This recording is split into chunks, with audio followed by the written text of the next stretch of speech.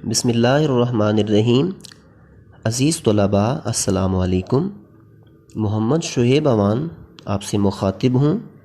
ہمارا آج کا لیکچر نمبر 1 سال اول کی چوتھی نظم میدان کربلا میں صبح کا منظر ہے۔ عزیز طلباء، یہ نظم چونکہ خلاصہ کے لحاظ سے بھی اہم ہے اور ہمیں بحیثیت مسلمان ان چیزوں کے بارے میں علم ہونا چاہیے کہ واقعات کربلا کیا تھے اور کیا کیا معاملات تھے۔ تو سب سے پہلے شاعر کا تعارف ہے۔ اصل نام جو تھا وہ ان کا میر ببر تھا، جبکہ تخلص ان کا انیس تھا، اور ان کی پیدائش جو ہے وہ سن 1800 عیسوی میں ہے، جبکہ وفات سن 1874 عیسوی میں۔ دلی میں پیدائش ہوئی، پھر خرابی حالات کی وجہ سے لکھنؤ میں ہجرت کی، وہیں پر سکونت رہی اور وہیں پر شاعری کی، جس وجہ سے میر انیس کو لکھنوی شاعر بھی کہا جاتا ہے۔ ایک منفرد اور ممتاز مرثیہ نگار۔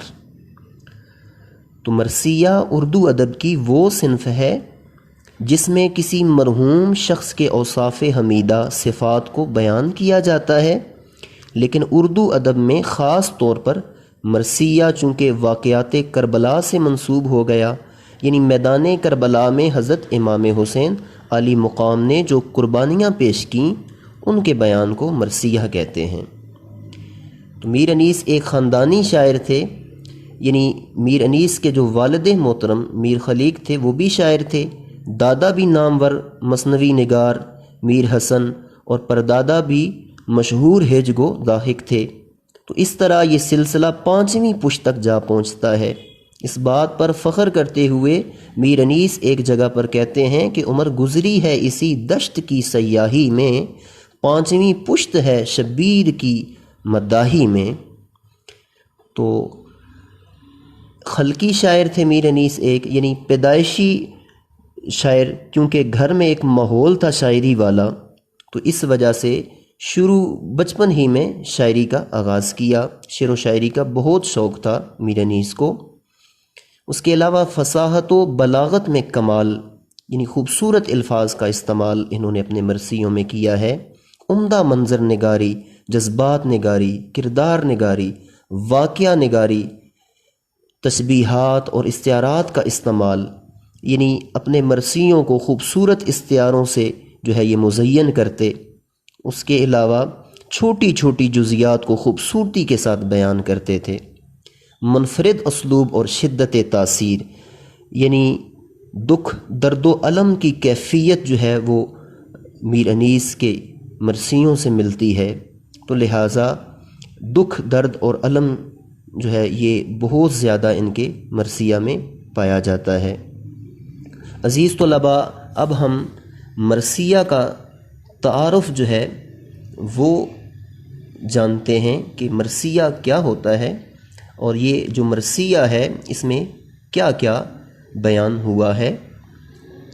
تو سب سے پہلے مسدس کی حیت میں طویل مرثیہ۔ تو مسدس یعنی شاعری کی وہ قسم جس میں 3 اشعار اور 6 مصرے ہوں، وہ مسدس کہلاتی ہے۔ تو اس مسدس کی حیت میں یہ جو طویل مرثیہ ہے اس کے 154 بند ہیں، جن میں سے 5 جو ہیں وہ ہمارے سلیبس میں منتخب ہیں جو ہم نے پڑھنے ہیں۔ مرثیہ کی تشبیب، یعنی یہ جو 154 بندوں میں سے 5 منتخب بند ہیں، یہ مرثیہ کی تشبیب یعنی یہ آغاز کے اشعار ہیں، یہ ابتدا کے اشعار ہیں 5۔ تو ان میں محض صبح کے منظر کو بیان کیا گیا ہے، اور بہار کی پرکیف اور دلکش منظر نگاری کی گئی ہے۔ صبح کے وقت صحرا کے پرندوں کی حمد و ثنا کرنا یہ بیان کیا گیا ہے، اور آل رسول پر پانی کی جو بندش تھی وہ تذکرہ ہے۔ پھولوں اور پتوں پر شبنم کے قطروں کی موجودگی، اور اس کے علاوہ خلاف حقیقت یہ منظر نگاری کی گئی ہے، یعنی میدان کربلا کی فرضی منظر کشی کی گئی ہے۔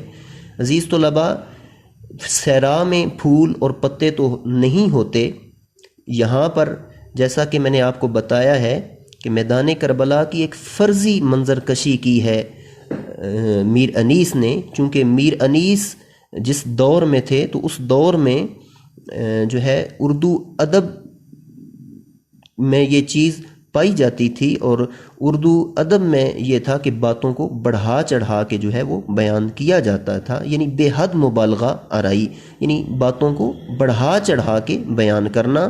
سو میر انیس کا جو دور گزرا ہے سن 1800 سے سن 1874 عیسوی تک کا، تو اس دور میں چونکہ مبالغہ آرائی کرنا، باتوں کو بڑھا چڑھا کے بیان کرنا، یہ اردو ادب کی صنف سمجھا جاتا تھا، تو اس میں جو ہے میر انیس نے خوب مبالغہ آرائی کی ہے، یعنی صبح کے منظر کو جو ہے وہ خوبصورت کر کے دلکش انداز میں اس کی منظر کشی کی ہے، کیونکہ صحرا میں تو پھول درخت اور پودے نہیں ہوتے ہیں، تو یہ ایک فرضی منظر کشی کی گئی ہے۔